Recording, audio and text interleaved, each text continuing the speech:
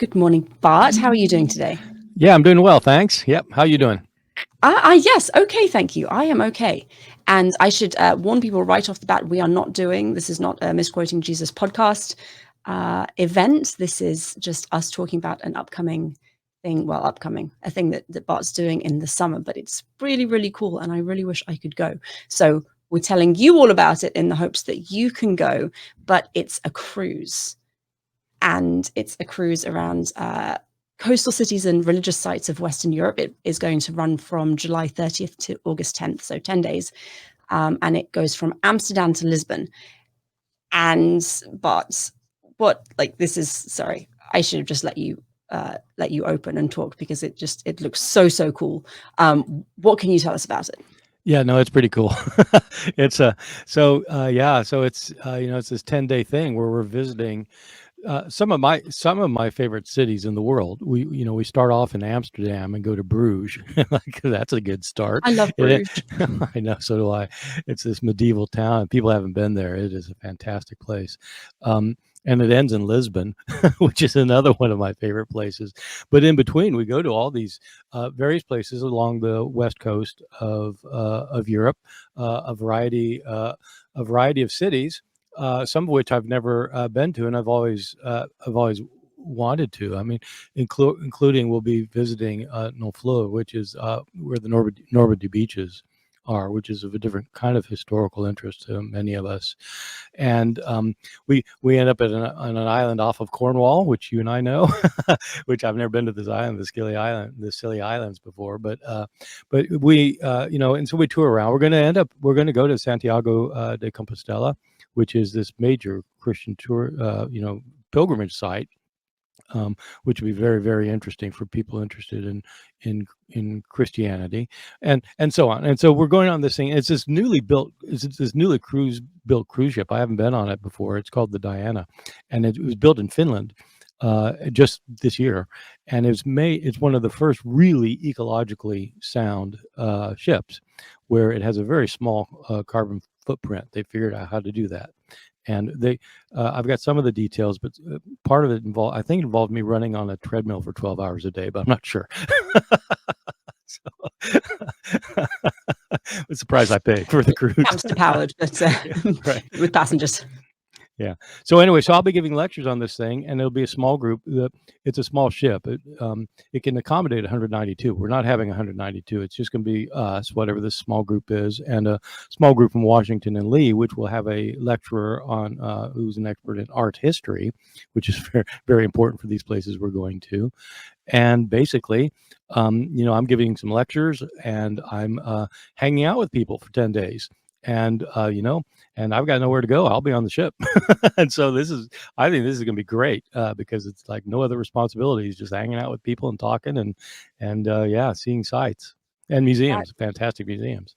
It sounds absolutely wonderful. What are you going to be lecturing on?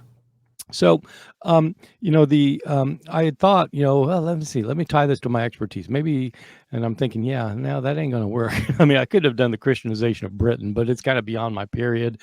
And so, or pilgrimage, we thought about pilgrimage. I decided, look, we're going to be on a cruise. I'm going to lecture on the sea, SEA, the sea in the Bible. Oceans, the sea in the Bible, because it's one of these things where I realized, it's really important. And it's like, I've never even thought about the centrality of it throughout the Bible. And I started thinking about it, and I realized, whoa, actually, it's really important. And so I thought I'd give lectures on the sea in the biblical tradition.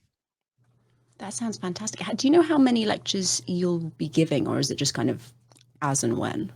Well, it's going to be like probably 3 or 4 lectures, but with this kind of thing, ad hoc talks happen all the time. Like we'll be sitting around, somebody will ask me something, and I'll realize that I haven't been able to shut up for 20 minutes, kind of thing. or just take question and answer. But I think they're going to have like formal lectures, at least 3 or 4 times probably. And how important? I know you said the sea is important in the Bible. How often does it turn up, and does it have like a central role, or is it more of a backdrop against which events play out? Well, I'd say it's both, and it's especially important in narrative sections of the Bible, but also these narrative sections get alluded to in other parts of the Bible. But I mean, right off the bat, people just think about it for a second.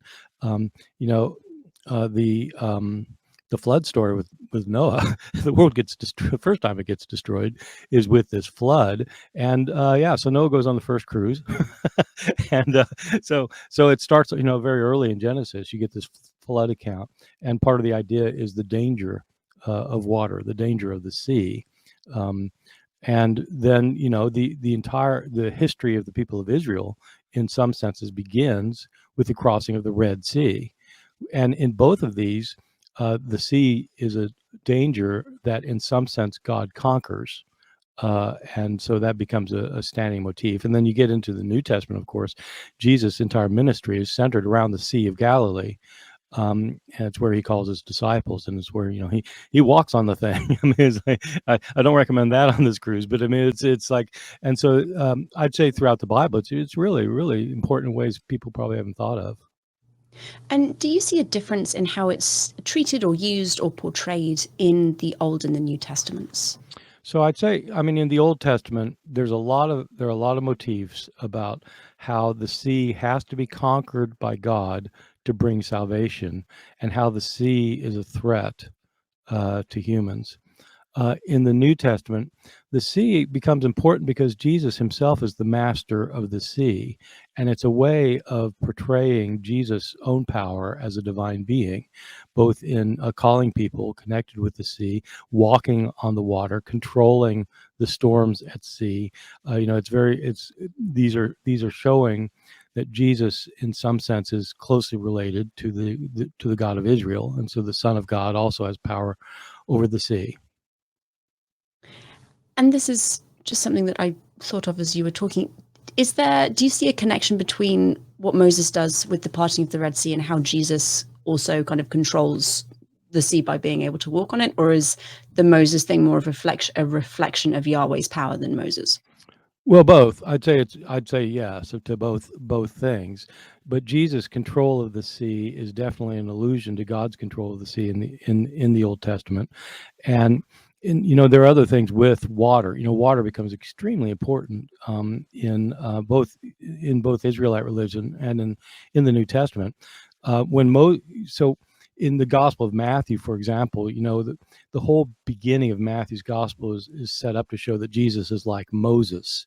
Um, he's born, and the king gets upset and wants to kill him and tries to kill him, and he escapes, and he somehow gets associated with going down to Egypt in Matthew, just as the children of Israel are in Egypt, and then they get saved by going through the Red Sea, and Jesus goes through the waters of baptism, and after that they go up to Mount Sinai and give him the law. Then Jesus goes in the Sermon on the Mount and gives up on the law. But the water is central to this because it's the salvific event. It's the event when the people of God become empowered, and here in Matthew's Gospel is when Jesus becomes empowered. Do you have a favorite story involving water or the sea from the Bible? Well, there's one thing that people probably haven't thought of very much, but I know you have, because there are very ancient traditions about how the world was created out of water, or that water is closely connected. And in these ancient Near Eastern myths, you have the creation story is about a divine being conquering the sea, or conquering the sea monster, where the sea monster is representative of the sea, and the world gets created by sometimes by the body parts of the sea. The monster is divided in half, and so the water is separated, and people don't realize that's what's going on in Genesis chapter 1. God does not create water.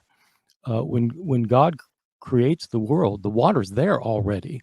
When he creates the world, he separates the water, and makes it the water above and the water below. And it's like in these ancient Near Eastern myths where God divides up the sea monster. And so it's relying on these older myths that you have from Ugarit and other places from Canaanite religion and stuff.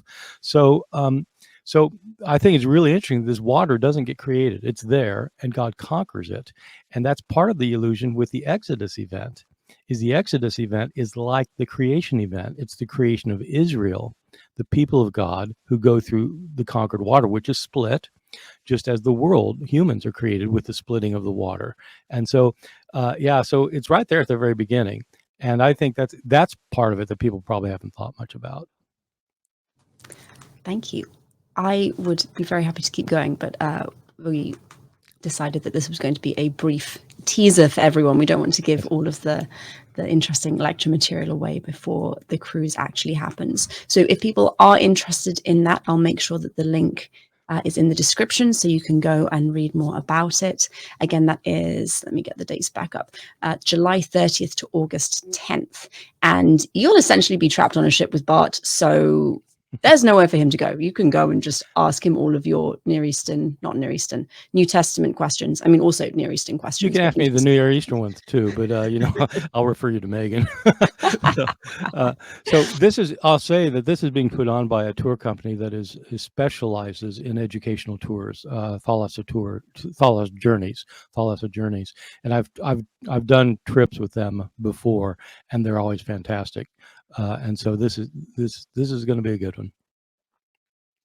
Well, thank you for telling us about it, Bart, and I look forward to hearing all about it when you get back in the summer. Okay, thank you. Thanks.